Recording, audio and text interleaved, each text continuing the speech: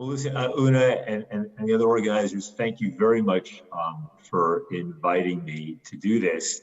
And it's always, I especially enjoy when there's a first, you know, and that if this is in fact the first conference in Latvia and the Baltics to address the issue of psychedelics and mental health and drug policy reform, I think it's nice, it's an honor to be part of that. And there's also, you know, there's always a personal connection as somebody, you know, as a Jewish American who whose ancestors, you know, lived in, you know, Lithuania and Latvia for centuries and emigrated to the United States in the late 19th and early 20th century. There's also that sort of personal connection. I'll also say it was nice to come on hearing the end of Mendel's presentation about music and psychedelics. I mean, I can just affirm, both from what I know of the literature in this area and from personal experience, how crucially important that is. You know, I recently had an opportunity to participate in a gathering involving some psychedelic medicine with Alexander Tanous, Tannous, who's one of the leaders in the world in the issue of music and harmonics and therapy and psychedelics. And I encourage your listeners, the viewers, to watch him. It is so powerfully true because, yeah, I mean, I can say I have, you know, one colleague who I respect enormously, a leader in harm reduction, and he will say that if you've never done a psychedelic experience wearing eye shades and having tracks of the Grateful Dead on, you've never really done psychedelics.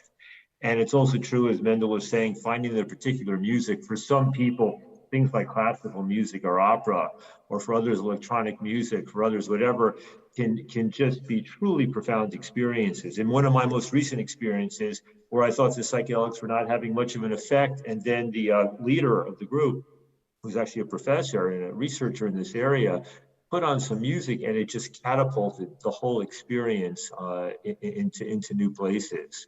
I even remember one experience when I was quite young, I mean, in my 20s, and doing psilocybin mushrooms, and just, I remember this was in the days of, you know, when you had vinyl records, and just trying to decide what record did I want to put on next. And under the influence of the mushrooms, I would literally pick out an album off my shelf and hold it in my hands, and I could feel what felt like all the emotional vibrations and associations associated with that particular piece of music. And I go, oh, no, I don't think I'm in the mood for this right now. I pull something else out.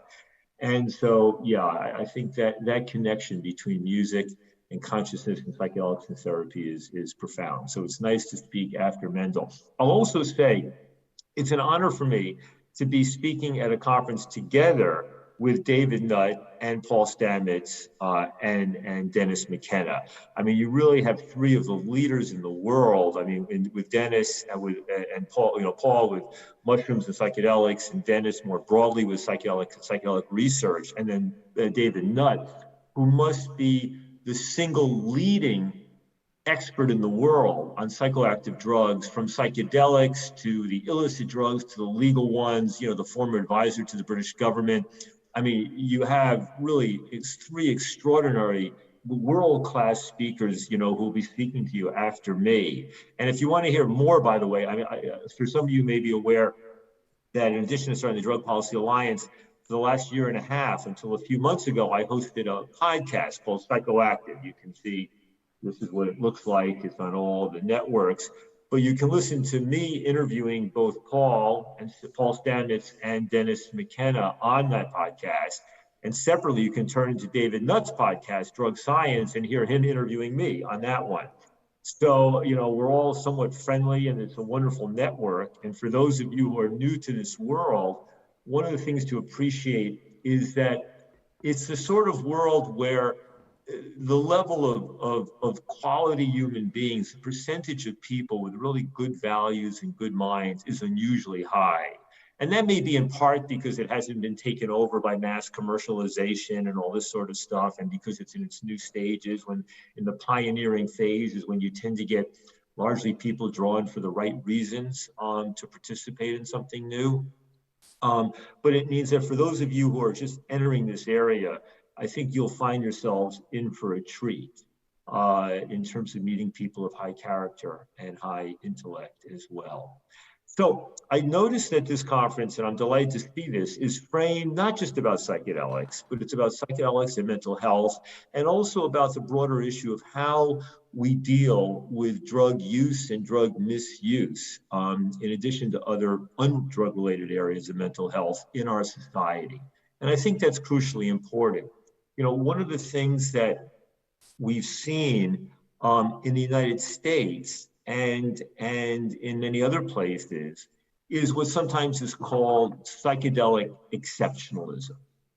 And psychedelic exceptionalism refers to the views of those who are immersed in the issue of psychedelics and who feel like these drugs are fundamentally different than all the other psychoactive drugs, both illegal and legal. And they need to be honored and respected in that regard. And for many of the people who are in the psychedelic area, it's all they're interested in really is the psychedelics. So I should say at the beginning that it would be fair to characterize myself as something of a psychedelic exceptionalist, or maybe a psychedelic cannabis exceptionalist, because I do believe, both based upon my personal experience and also, you know, my almost 4 decades of study and activism in the area of drugs and drug policy, that the psychedelics and to some extent cannabis are in fact exceptional. I mean, I can say in my own personal life, my psychedelic experiences have been of profound value to me.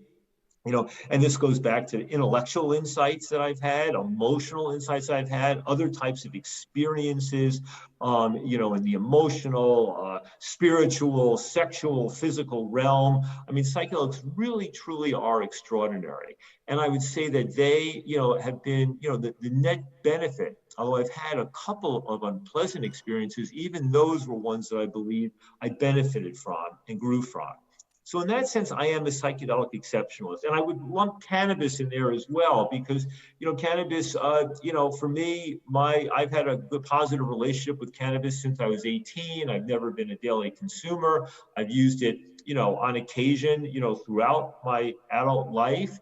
It's been a huge net benefit, something I regard as a very good friend in my life, even as I recognize that there are people out there for whom cannabis is not a good substance and can be, in fact, a profoundly problematic substance.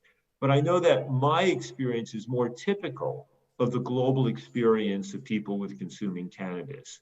So in that sense, I look at it both from a personal perspective and then also in terms of broader society. And I say the net benefits of psychedelics and cannabis being available and being available ultimately in a legal and legally regulated way, which does not necessarily mean making it available like alcohol or cigarettes, but making it available so people know what it is they're obtaining, that they can obtain, you know, products of high quality, you know, that have been tested and are, you know, are what the sellers claim them to be, that I think that the net benefits of that is great, and that the negative consequences of some form of legal regulation of these substances, you know, and the risks and harms is much, much lower.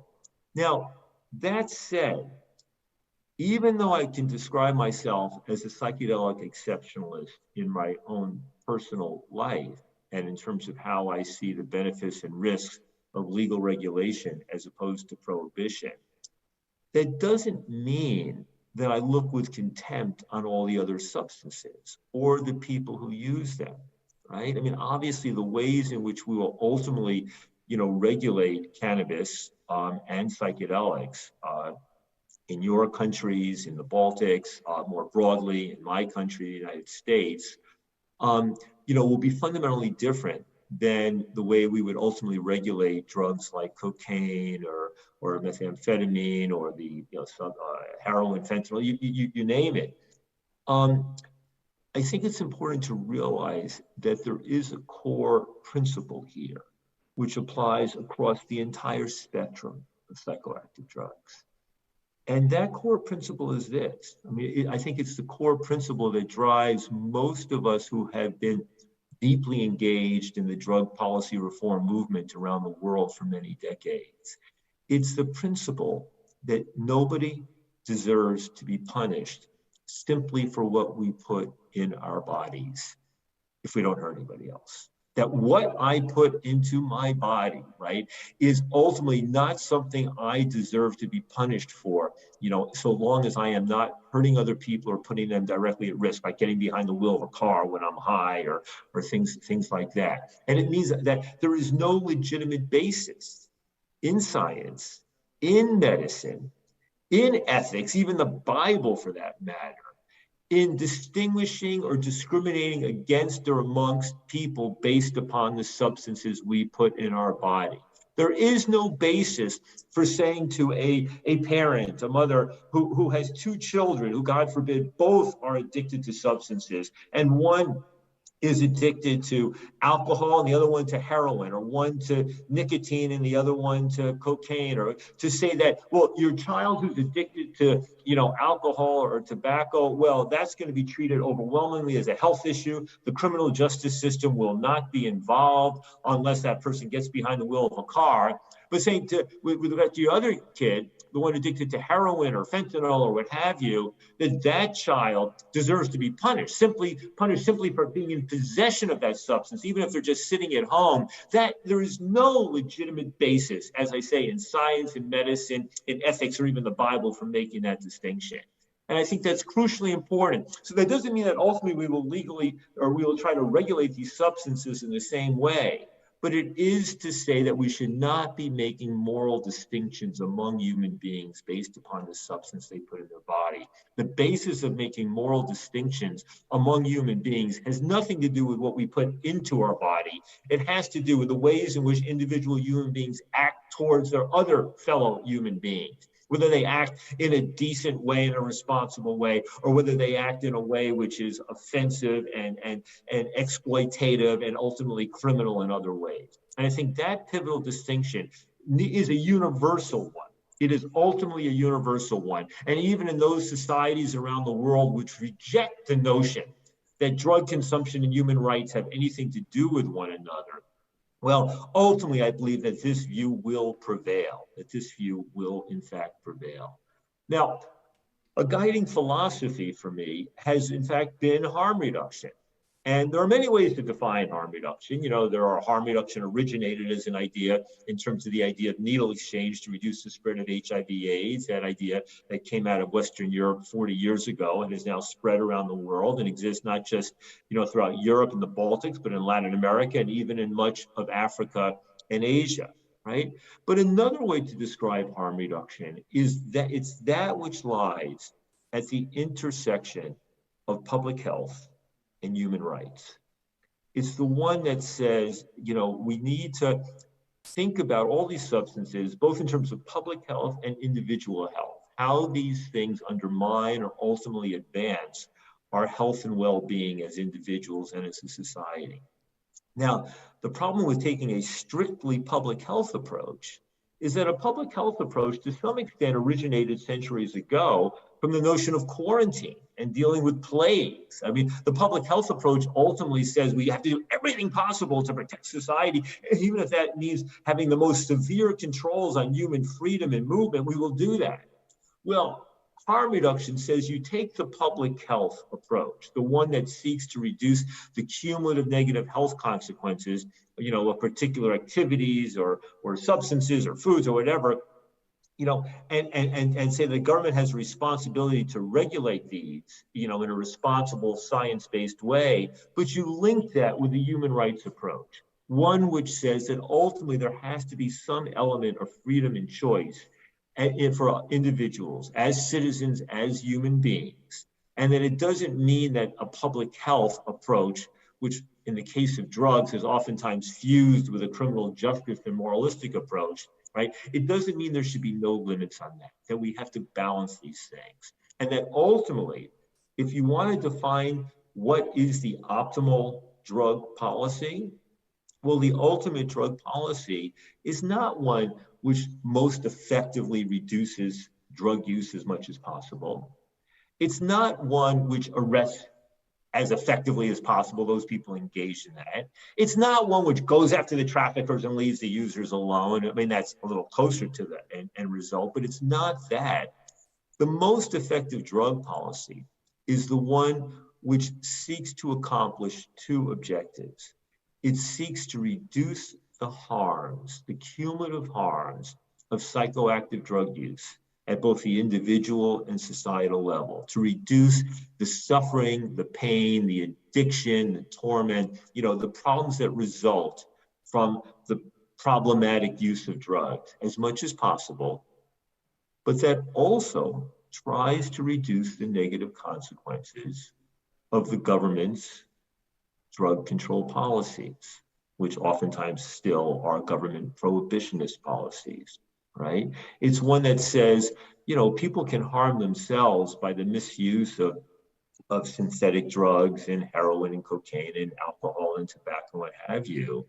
But the government can also be harming people when it's depriving them of the freedom, depriving them of their jobs, depriving them of their children, depriving them of arresting them, etc.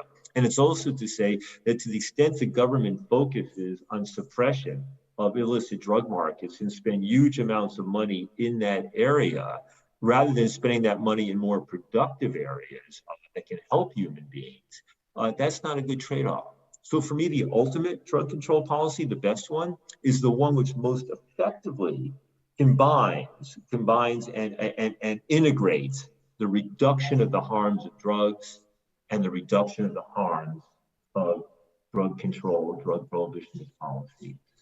Now, of course, in focusing on harms, it's not to say that there are also not elements of pleasure involved.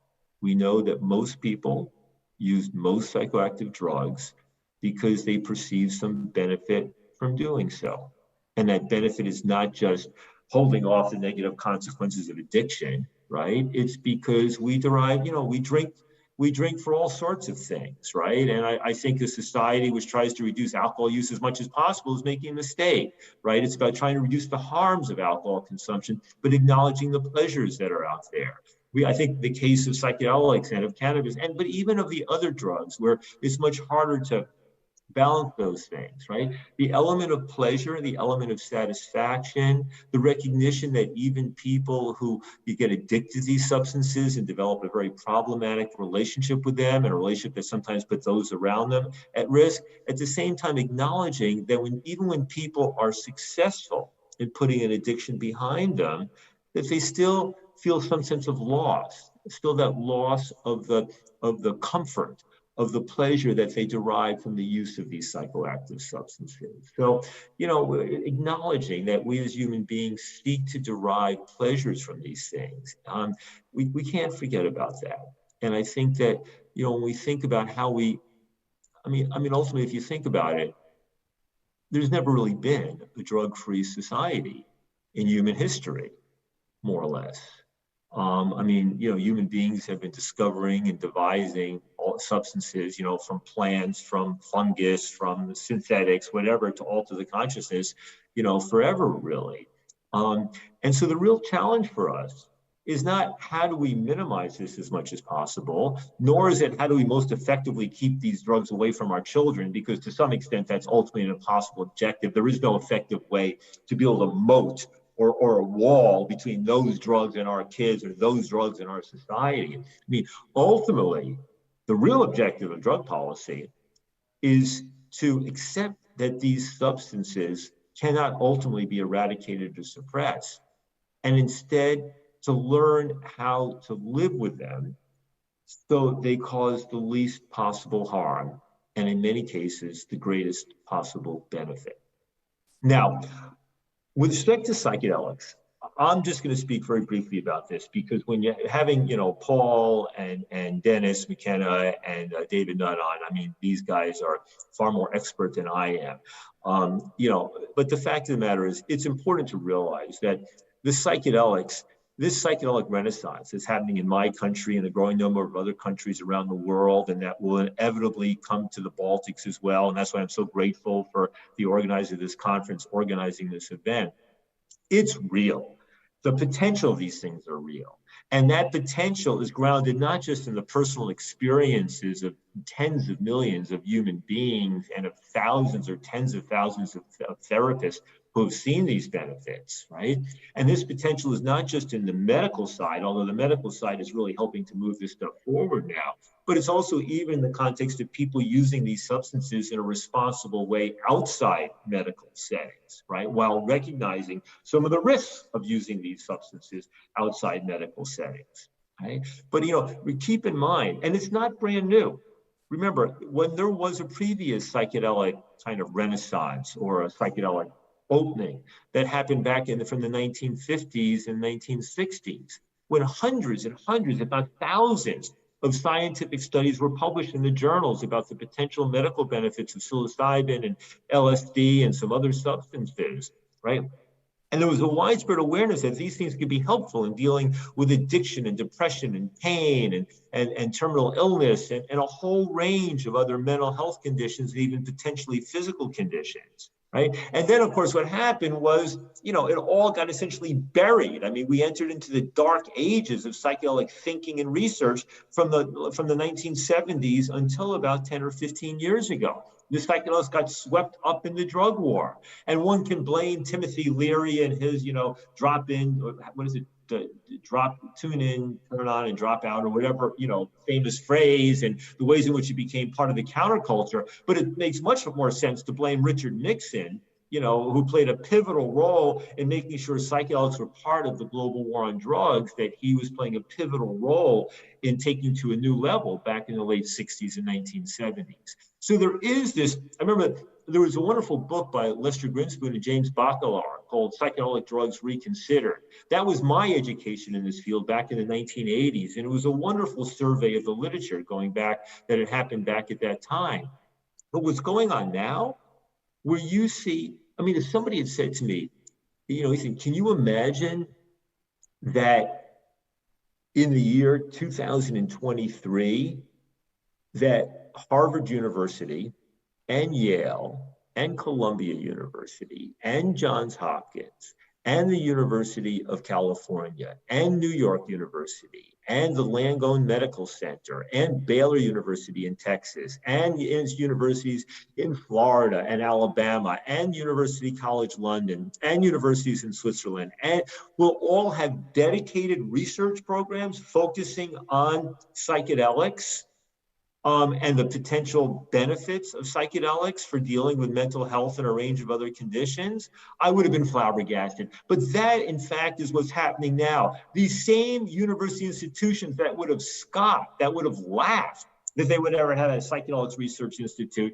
are now eagerly seeking them because it is so exciting. When you have people speaking at the major national conferences of the American, Psychiatry Association or Psychological Association, and people on the main stages talking about psychedelics having the potential to revolutionize the fields of psychiatry, that's extraordinary.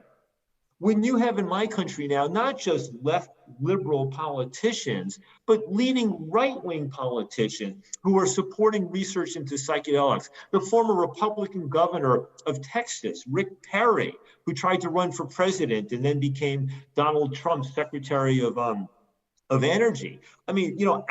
Helping push through the Texas state legislature, very conservative state, pushing through there a bill to look into advanced research on psychedelics. When you see leading organizations of military veterans and military generals with multiple stars on their uniforms embracing this issue, there's something powerfully real there. So what I could say is it would be a tremendous mistake for people in the Baltics, with 3 countries, 6 million people, small population, I guess you guys lead in some things, especially on internet areas or things like this. But to basically don't wait for this thing to, move forward and embrace this. For the psychotherapists and psychiatrists and people working for government who are hopefully attending this conference and hopefully listening to my words and those of others later, whatever prejudices or beliefs or whatever you have about this, the faster you can shed them, and I'm not saying to embrace this uncritically, but I am saying that there's something very real, and there's no reason to wait. There's no reason to wait on this. The research showing the potential benefits in dealing with everything from alcoholism to drug addiction to serious anxiety and depression to all the traumas that people go through, trauma as they're approaching their death, and even the potential that this may be effective, not just for dealing with mental health conditions, but even potentially physical conditions. For the potential, I had Professor Johns Hopkins, a woman named Dolan, Dolen. You can listen to my interview on the Psychoactive podcast with her. But one of the theories that she and others advance is that one way that psychedelics may work is by reopening the early learning period in our brains when we were infants. And if that's true, and if this provides an ability to deal with traumas that have existed in our minds, in our bodies, in our spirits since we were, younger or very young or even infant, it suggests there may even be some potential of psychedelics to help people in dealing with physical conditions, whether we're talking about stuttering or whether we're talking about recovering from a stroke, right? So there is no reason to delay on this stuff. There are psychedelic conferences happening all around the world. It's good to have this integration of local researchers and scholars in the Baltics with those of us from around the world who are playing a more, global role on this stuff. But do not hesitate. Now, I want to complete my presentation by just broadening this out and to talk about some other drug issues. Obviously these vary greatly. If I look at, Kurt in a very strong, I see, the evidence, that Estonia, not so long ago was almost leading the world in the per capita rate of overdose fatalities, and then got it under control, but now it's popped up again, and a significant number of people per capita are dying, in Estonia, and, Latvia, Lithuania are doing a better job. But anyway, and Estonia should be congratulated for having brought it down for quite a number of years. I'm also aware that when it comes to the synthetic drugs, that are becoming more and more what's common, especially in the Baltics, but in many other parts of the world, there are no effective supply side solutions for these ultimately. I mean, these synthetic drugs, whether it was fentanyl or fentanyl analogs, or now other things that are happening in your countries or in other countries around the world, the supply side model for this thing is inherently limited. I think part of Estonia's success in getting a handle on the fentanyl problem some years ago, when you were one of the few countries, and when Estonia was one of the few countries that had a real fentanyl problem outside the United States, was in busting a major lab. And certainly the United States had a similar success 25 years ago when there was one fentanyl lab in Mexico that got busted and it cut off the problem 25 years ago. But now I think there's no hope that a supply side, that pouring money into interdiction and supply and all this is really going to deliver any real benefit from a public health perspective, right? So, but there are things that can be done. I can see, for example, when it comes to smoking rates of, probably more people are dying in your countries from alcohol and cigarettes than are dying from any illicit drugs. And I see in looking at the stats around the European Union that Latvia, I think, ranks third behind, I think, Greece and some other country in terms of smoking rates. And so that's not good either.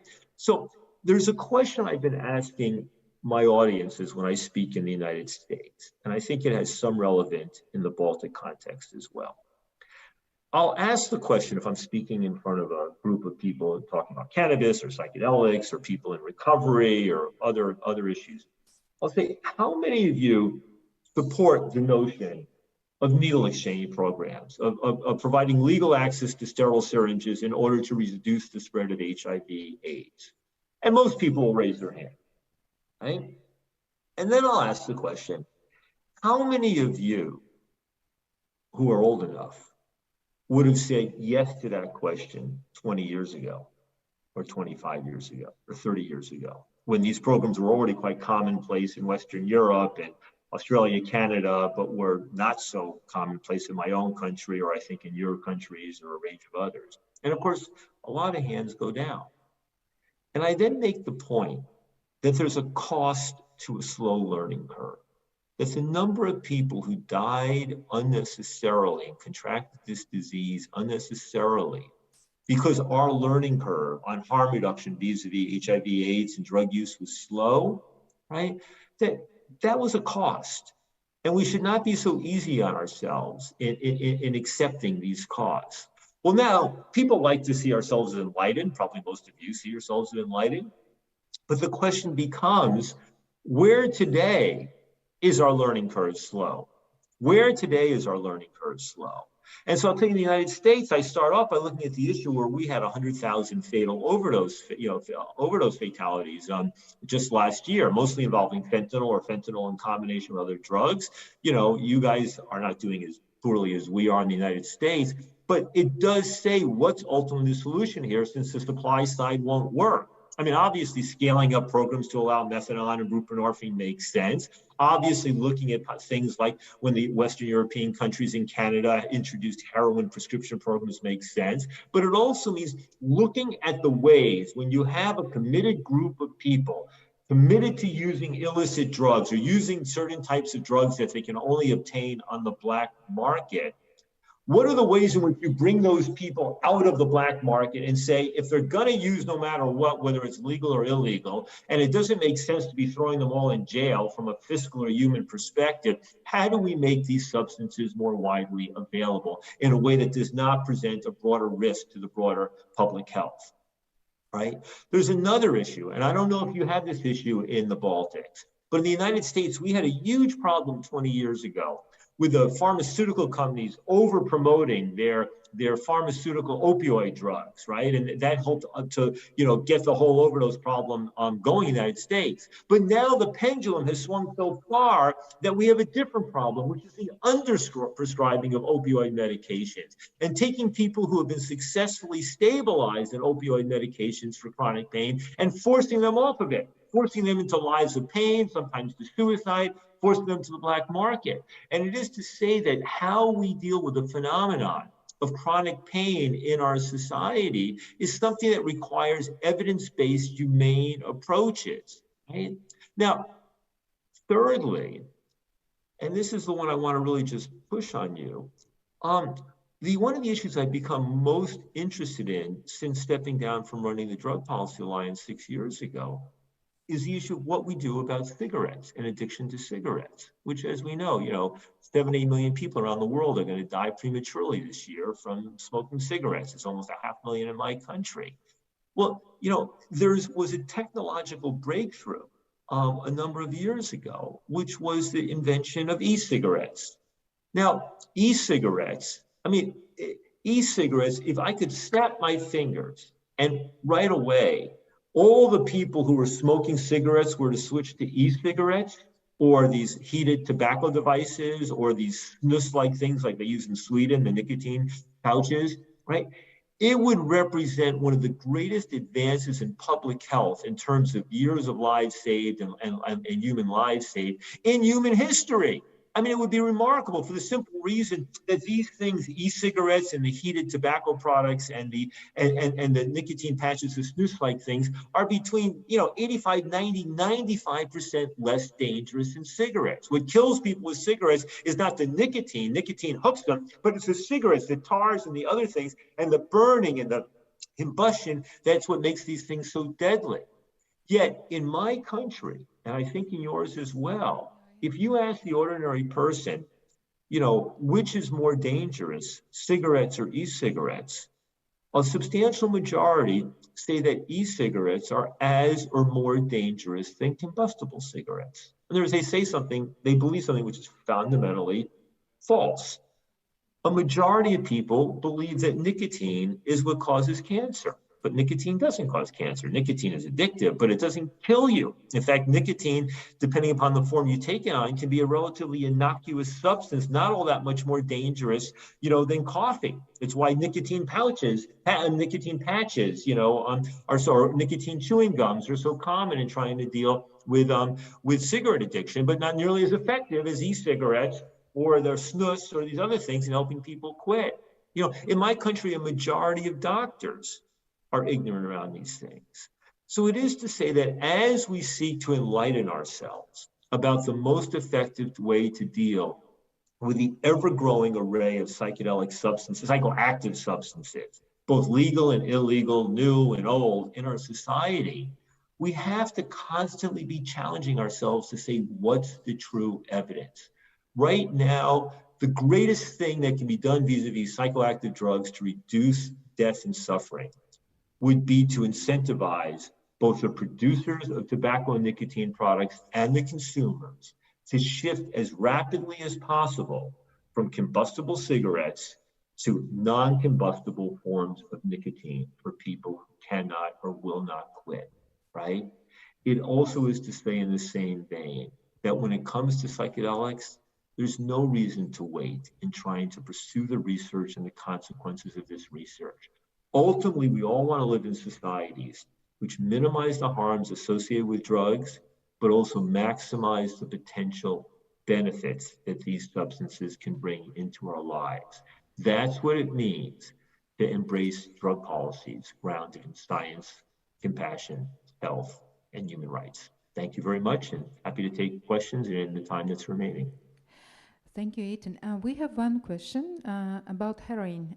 Would you apply the same idea, harm reduction, for those who use heroin, or should be there a different regulation? Because our participant of our conference is saying that use of heroin is very much connected to criminal activities of users. Well, I mean, there's a few things there. First, yes, of course. I mean, harm reduction, the whole notion emerged out of dealing with the problems of heroin and the fact that people who were injecting heroin, they weren't getting HIV/AIDS from the heroin, and they weren't getting it because of the needles. They were getting it because of sharing syringes with people who had been infected, right? So that's first. In fact, harm reduction makes more sense with heroin than almost anything else. And heroin, essentially, if you have access to pure, legally controlled heroin,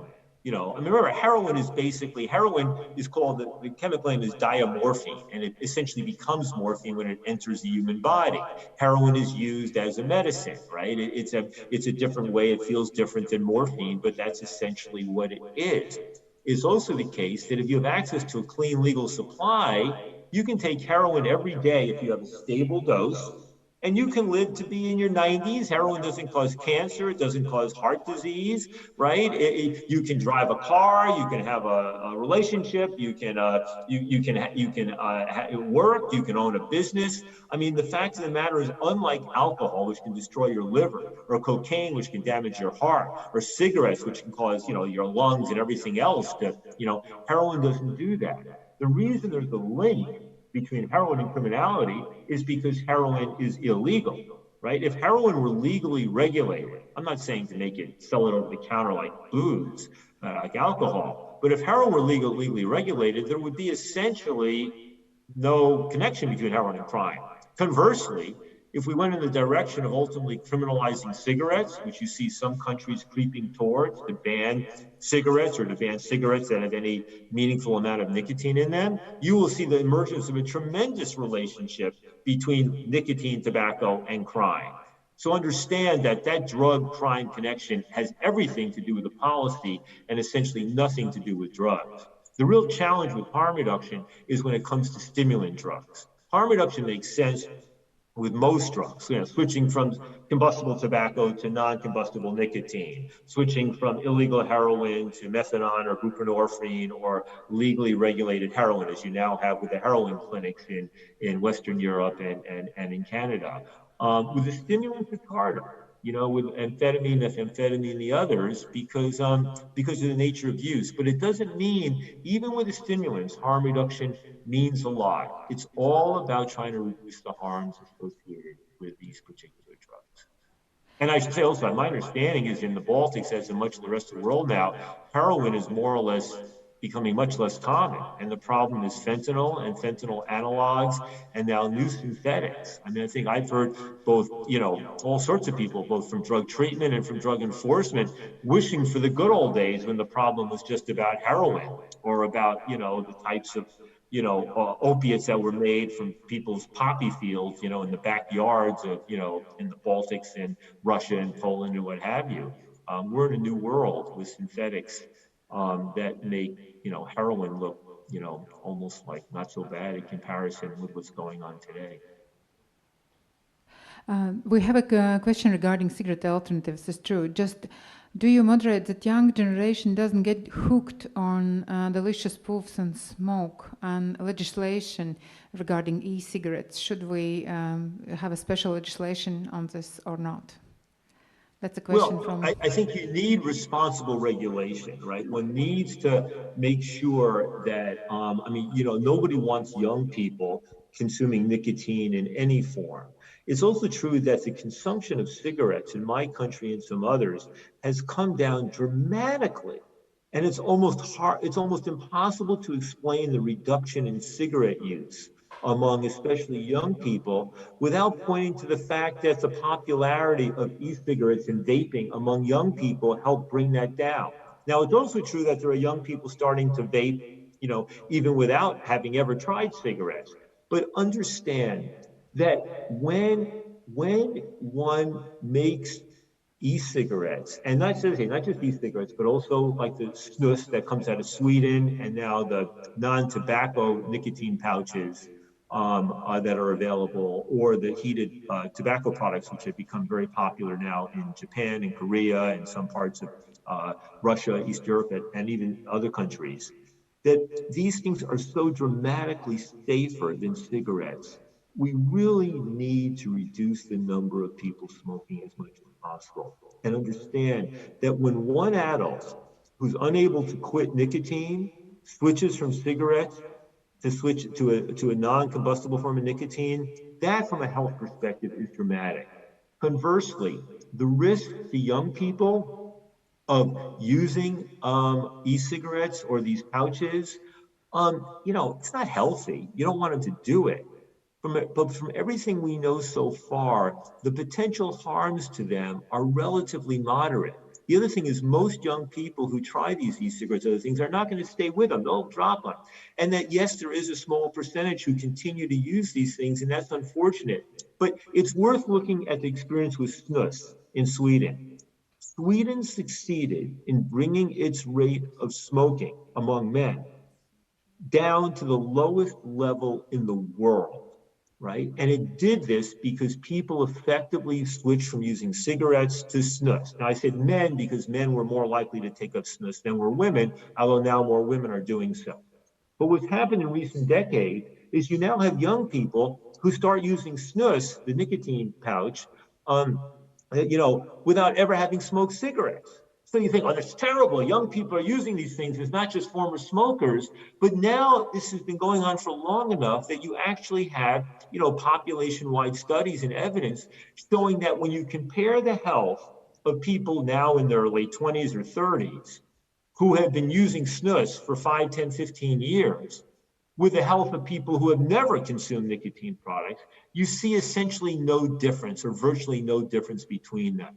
So it's understanding that if we can turn nicotine, which in the form of cigarettes has been the most deadly psychoactive substance, on earth for the past century, if we can convert nicotine into a relatively innocuous substance, which is maybe a little more addictive than coffee, but not much more problematic for health than coffee, that would be a miraculous outcome. And I think we need to open up to that possibility. Forever in the United States, the entire war on drugs was typically justified as one great big child protection act. Why could we not legalize marijuana for medical purposes? Why could we not legalize more broadly? Why could we not reduce the prison population? Why could we not make clean needles available? Why could we not make methadone available? It was always, what about the kids? What about the kids?